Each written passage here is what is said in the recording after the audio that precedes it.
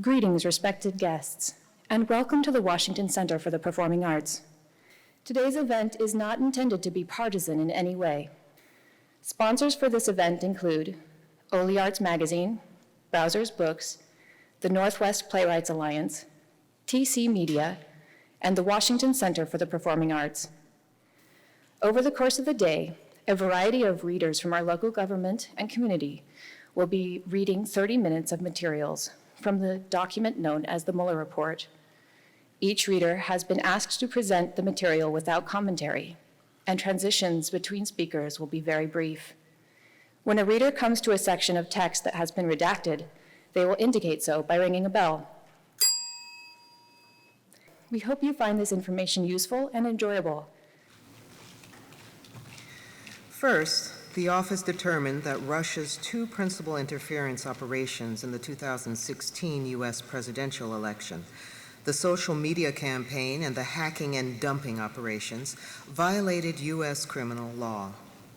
Many of the individuals and entities involved in the social media campaign have been charged with participating in a conspiracy to defraud the United States by undermining through deceptive acts the work of federal agencies charged with regulating foreign influence in U.S. elections, as well as related counts of identity theft. See United States versus Internet Research Agency et al., number 18 CR 32, parentheses DDC. Separately, Russian intelligence officers who carried out the hacking into Democratic Party computers and the personal email accounts of individuals affiliated with the Clinton campaign conspired to violate, among other federal laws, the Federal Computer Intrusion Statute, and they have been so charged. See United States versus Nedyeksho et al., number 18-CR 215, parentheses DDC. Second, while the investigation identified numerous links between individuals with ties to the Russian government and individuals associated with the Trump campaign, the evidence was not sufficient to support criminal charges. Among other things, the evidence was not sufficient to charge any campaign officials as an unregistered agent of the Russian government or other Russian principal. And our evidence about the June 9, 2016 meeting and WikiLeaks releases of hacked materials was not sufficient to charge a criminal campaign finance violation. Further, the evidence was not sufficient to charge that any member of the Trump campaign conspired with representatives of the Russian government to interfere in the 2016 election. Third, the investigation established that several individuals affiliated with the Trump campaign lied to the office and to Congress about their interactions with Russian-affiliated individuals and related matters. Those lies materially impaired the investigation of Russian election interference. The office charged some of those lies as violation of the federal false statement statute. Former National Security Advisor Michael Flynn pleaded guilty to lying about his interactions with Russian Ambassador Kislyak during the transition period. George Papadopoulos, a foreign policy advisor during the campaign period, pleaded guilty to lying to investigators about, inter alia, the nature and timing of his interactions with Joseph Mifsud, the professor who told Papadopoulos that the Russians had dirt on candidate Clinton in the form of thousands of emails. Former Trump Organization attorney Michael Cohen pleaded guilty to making false statements to Congress about the Trump Moscow project. And in February 2019, the U.S. District Court for the District of Columbia found that Manafort lied to the office and the grand jury concerning his interactions and communications with Konstantin Kilimnik about Trump campaign polling data and a peace plan for Ukraine. The office investigated several other events that have been publicly reported to involve potential Russia-related contacts. For example, the investigation established that interactions between Russian Ambassador Kislyak and Trump campaign officials, both at the candidate's April 2016 foreign policy speech in Washington, D.C., and during the week of the Republican National Convention, were brief, public, and non-substantive. And the investigation did not establish that one campaign official's efforts to dilute a portion of the Republican Party platform on providing assistance to Ukraine were undertaken at the behest of candidate Trump or Russia. The investigation also did not establish that a meeting between Kislyak and Sessions in September 2016 at Sessions' Senate office included any more than a passing mention of the presidential campaign. The investigation did not always yield admissible information or testimony or a complete picture of the activities undertaken by subjects of the investigation. Some individuals invoked their Fifth Amendment right against compelled self-incrimination and were not, in the office's judgment, appropriate candidates for grants of immunity. The office limited its pursuit of other members of the media in light The office limited its pursuit of other witnesses and information, such as information known to attorneys or individuals claiming to be members of the media, in light of internal Department of Justice policies. See Justice Manual 9-13, 400, 13.4410. Some of the information obtained via court process, moreover, was presumptively covered by legal privilege and was screened from investigators by a filter or taint team. Even when individuals testified or agreed to be interviewed, they sometimes provided information that was false or incomplete, leading to some of the false statements charges described above. And the office faced practical limits on its ability to access relevant evidence as well. Numerous witnesses and subjects lived abroad, and documents were held outside of the United States. Further, the office learned that some of the individuals we interviewed or whose conduct we investigated included some associated with the Trump campaign, deleted relevant communications or communicated during the relevant period using applications that feature encryption or that do not provide for a long-term retention of data or communications records. In such cases, the office was not able to corroborate witness statements through comparison to contemporaneous communications or fully question witnesses about statements that appeared inconsistent with other known facts. Accordingly, while this report embodies factual and legal determinations that the office believes to be accurate and complete to the greatest extent possible, given these identified gaps, the office cannot rule out the possibility that the unavailable information would shed additional light or cast in a new light the events described in the report. 1. The Special Counsel's investigation.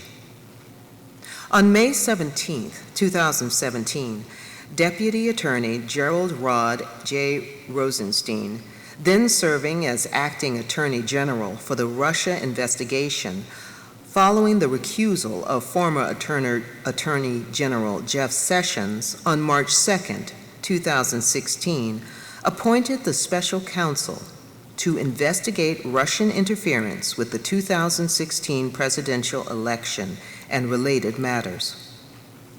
Office of the Deputy Attorney General's Order Number 3915-2017, appointment of a special counsel to investigate Russian interference with the 2016 presidential election and related matters, May 17, 2017.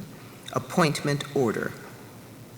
Relying on the authority vested in the Acting Attorney General, including 28 U.S.C. 509, 510, and 515, The acting Attorney General ordered the appointment of a special counsel in order to discharge the acting Attorney General's responsibility to provide supervision and management of the Department of Justice, and to ensure full and thorough investigation of the Russian government's efforts to interfere in the 2016 presidential election.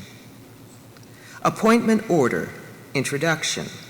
The special counsel, the order stated, is authorized to conduct the investigation confirmed by then FBI Director James B. Comey in testimony before the House Permanent Select Committee on Intelligence on March 20th, 2017, including any links and/or coordination between the Russian government and individuals associated with the campaign of President Donald Trump, and 2, any matters that arose or may arise directly from the investigation, and 3, any other matters within the scope of 28 CFR 604A. Appointment Order B. Section 600.4 affords the special counsel the authority to investigate and prosecute federal crimes committed in the course of and with intent to interfere with the special counsel's investigation, such as perjury, obstruction of justice, destruction of evidence, and intimidation of witnesses. 28 CFR 604A. The authority to investigate any matters that arose directly from the investigation. Appointment Order B. 2. Covers similar crimes that may have occurred during the course of the FBI's confirmed investigation before the special counsel's appointment. If the special counsel believes it is necessary and appropriate, the order further provided the special counsel is authorized to prosecute federal crimes arising from the investigation of these matters. 1D.C. Finally, the acting Attorney General made applicable Section 600.4 through 600.10 of Title 28 of the Code of Federal Regulations. 1D.D. The acting Attorney General further clarified the scope of the special counsel's investigatory authority in 2 subsequent memoranda. A memorandum dated August 2, 2017, explained that the appointment order had been worded categorically in order to permit its public release without confirming specific investigations involving specific individuals. It then confirmed that the special counsel had been authorized since his appointment to investigate allegations that 3 Trump campaign officials, Carter Page, Paul Manafort, and George Papadopoulos, committed a crime or crimes by colluding with Russian government officials with respect to the Russian government's efforts to interfere with the 2016 presidential election.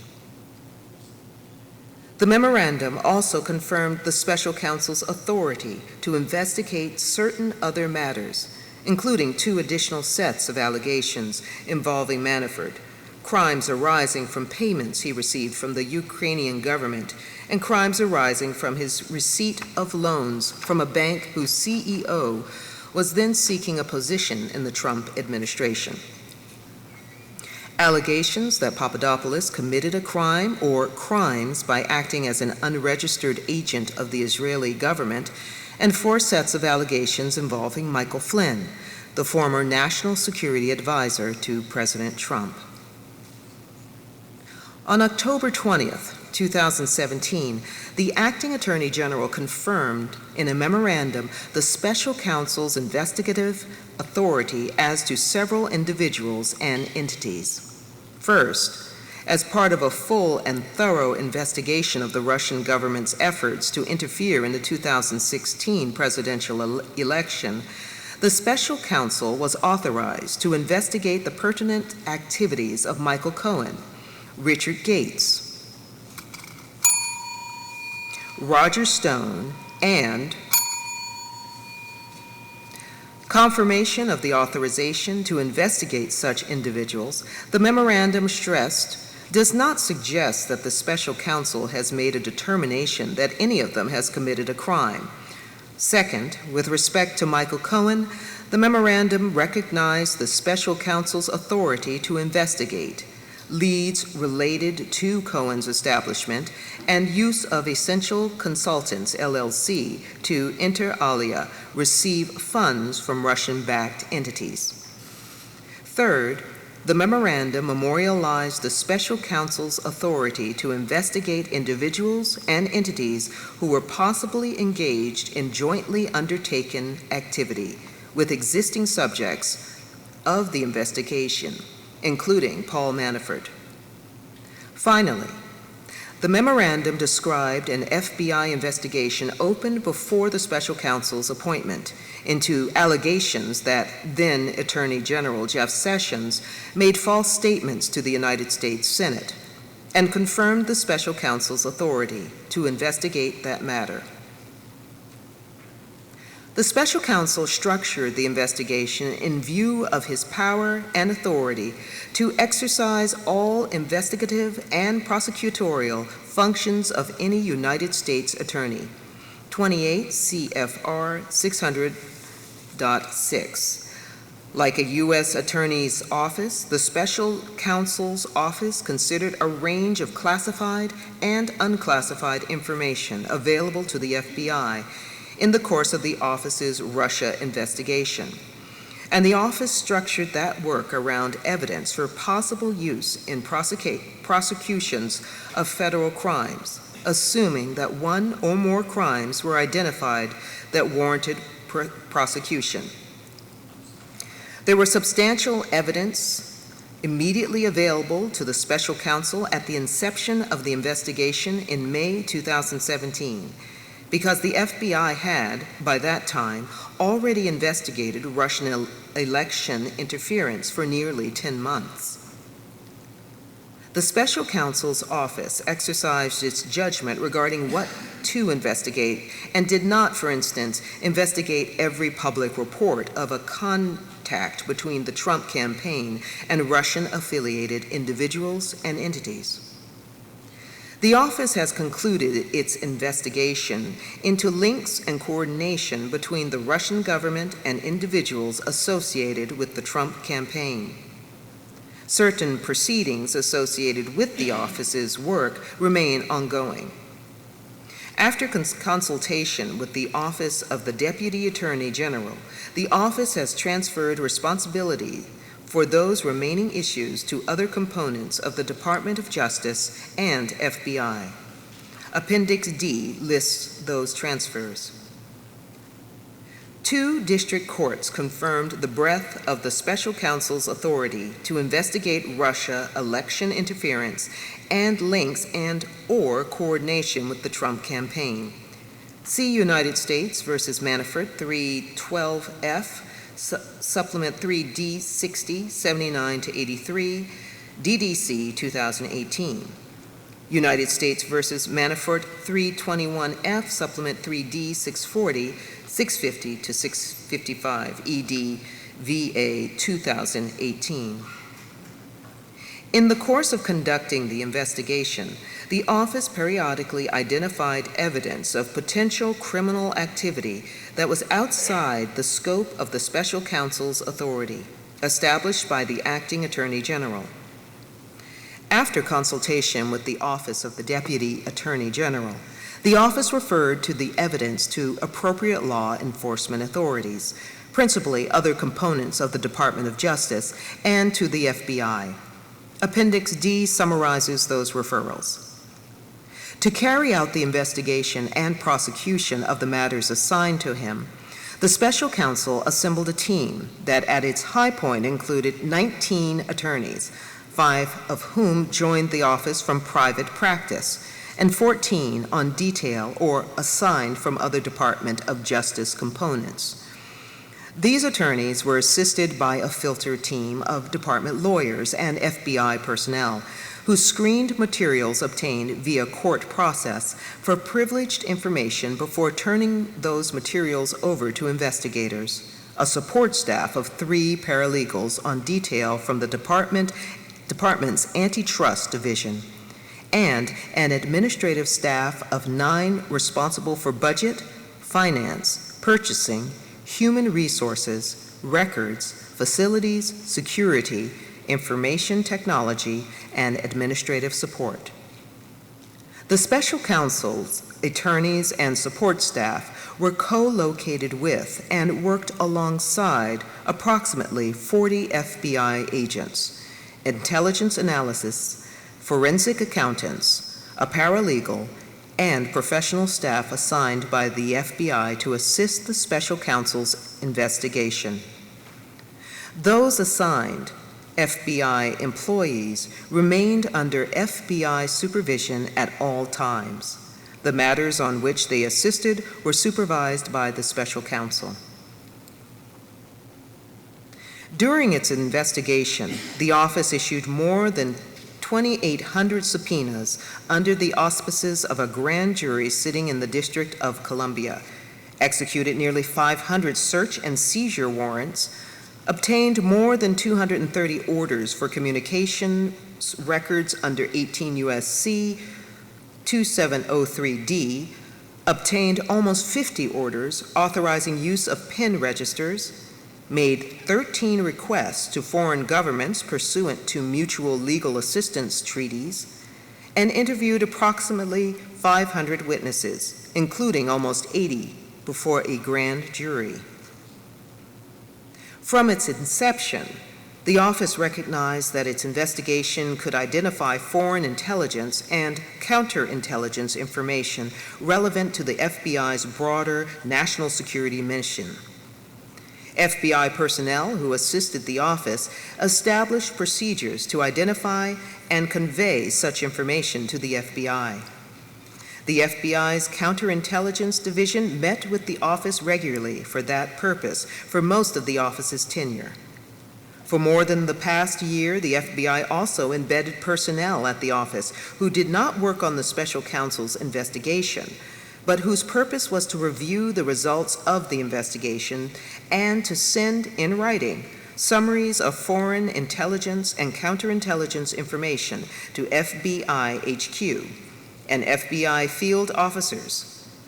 Those communications and other correspondences between the office and the FBI contain information derived from the investigation, not all of which is contained in this volume. This volume is a summary.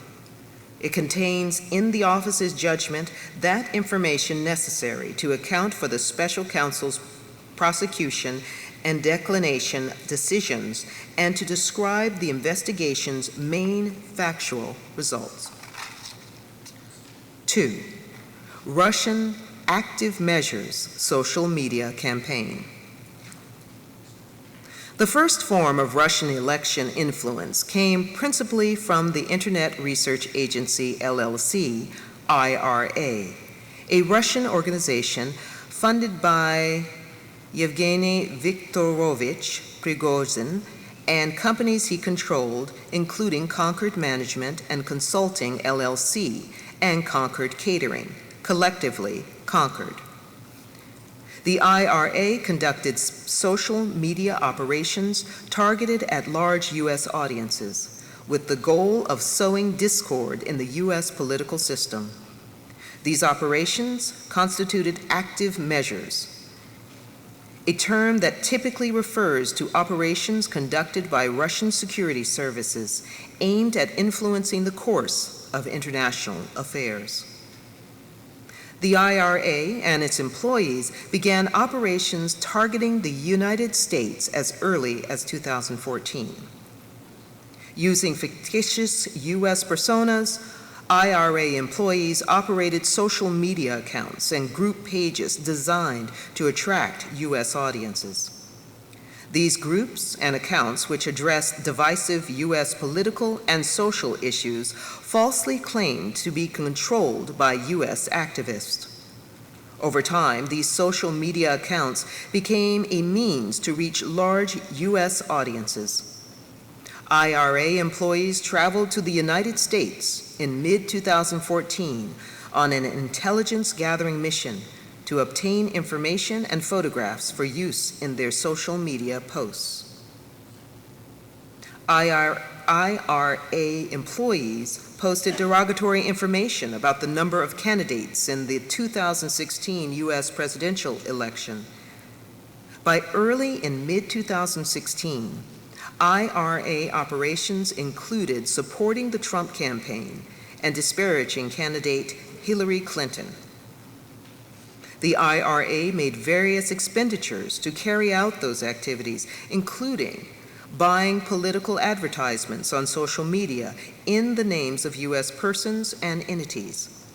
Some IRA employees posing as U.S. persons and without revealing their Russian association communicated electronically with individuals associated with the Trump campaign and with other political activists to seek to coordinate political activities, including the staging of political rallies. The investigation did not identify evidence that any U.S. person knowingly or intentionally coordinated with the IRA's interference operation. By the end of 2016, U.S. election, the IRA had the ability to reach millions of U.S. persons through their social media accounts. Multiple IRA-controlled Facebook groups and Instagram accounts had hundreds of thousands of U.S. participants. IRA-controlled Twitter accounts separately had tens of thousands of followers, including multiple U.S. political figures who retweeted IRA-created content. In November 2017, a Facebook representative testified that Facebook had identified 470 IRA-controlled Facebook accounts that collectively made 80,000 posts between January 2015 and August 2017. Facebook estimated the IRA reached as many as 126 million persons through its Facebook accounts. In January 2018, Twitter announced that it had identified 3,814 IRA-controlled Twitter accounts and notified approximately 1.4 million people Twitter believed may have been in contact with an IRA-controlled account. A. Structure of the Internet Research Agency. The organization quickly grew. The growth of the organization also led to a more detailed organizational structure.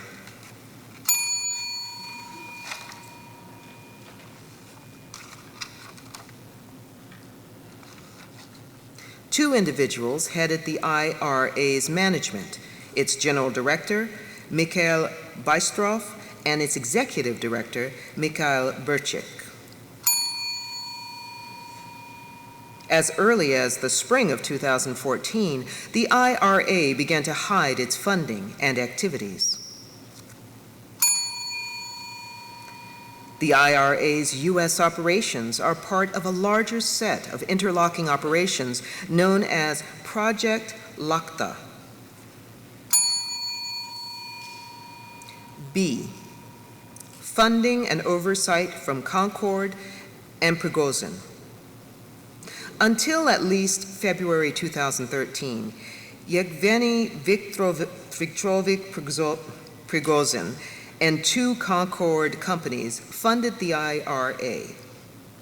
Prigozhin is a wealthy Russian businessman who served as the head of Concord. Numerous media sources have reported on Prigozhin's ties to Putin, and the two have appeared together in public photographs.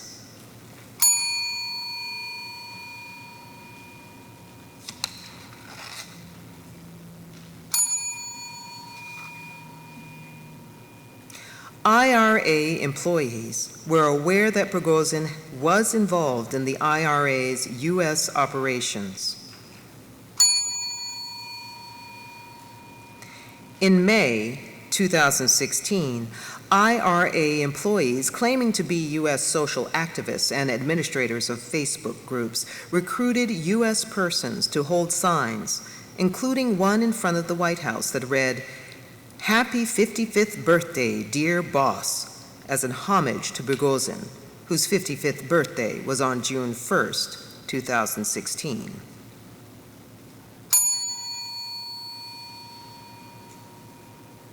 C. The IRA targets U.S. elections. 1. The IRA ramps up U.S. operations as early as 2014. The IRA's U.S. operations sought to influence public opinion through online media and forums. By the spring of 2014, the IRA began to consolidate U.S. operations with a single general department, known internally as the Translator Department.